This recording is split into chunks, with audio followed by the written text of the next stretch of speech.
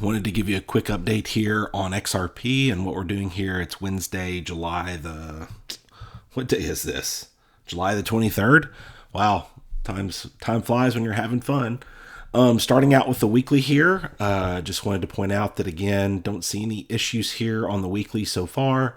We are having a little bit more of a pullback here for an intermediate wave 4, which I will point out here in just a second. But yeah, things are looking good here. And I think we might come down to, let's go the hourly. We might come down to 327, 320-ish, somewhere in here for wave 4.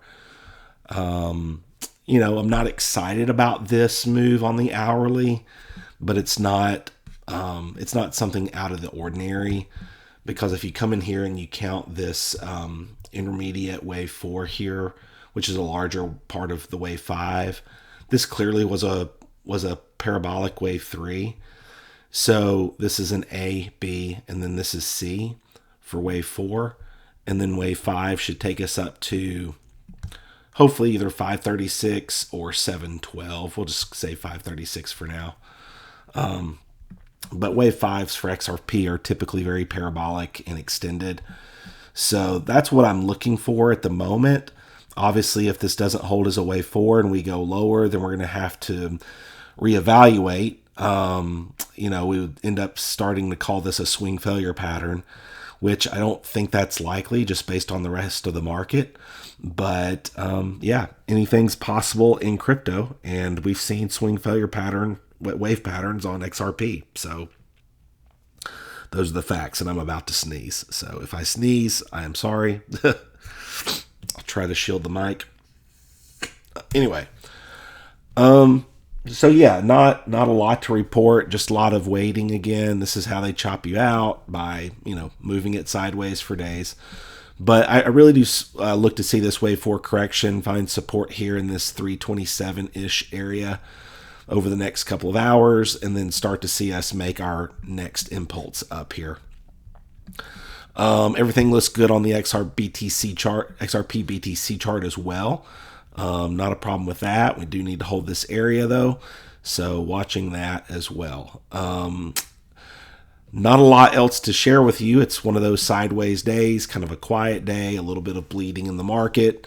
BTC looks fairly good. Again, kind of moving sideways in this chop. I said there might be a few days of chop here, and seems like I wasn't wrong on that. But we're just finding 4 hours support on the 50 EMA, so we could hold here, but we might have a little bit more to go just to overthrow that, and then hopefully start to find support and go higher. Timing is of the essence. Monday, August the 11th is really kind of a piece of the time puzzle that I'm looking at. We either need to be in this area by then, or up here by $11 by middle of August. So that's really kind of the next major stopping point that we're looking at. There's some other market factors that I'm seeing. So we really need to start our next leg up here after we've broken this all-time high. We're just doing some back testing here, chopping out some late long leverage, which is always the case. But everything's looking good, guys, and we just continue to wait for that next move up. If you have entries down here in this area, 220s, 230s, don't touch them. Nothing to worry about at this point. But we'll continue onward. And thank you again for your patience. I'm still battling a cold, but hopefully I'll get over that here soon in the next few days.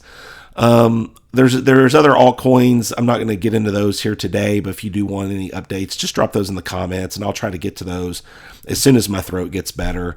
It's just very hard for me to do videos right now. Perfect timing.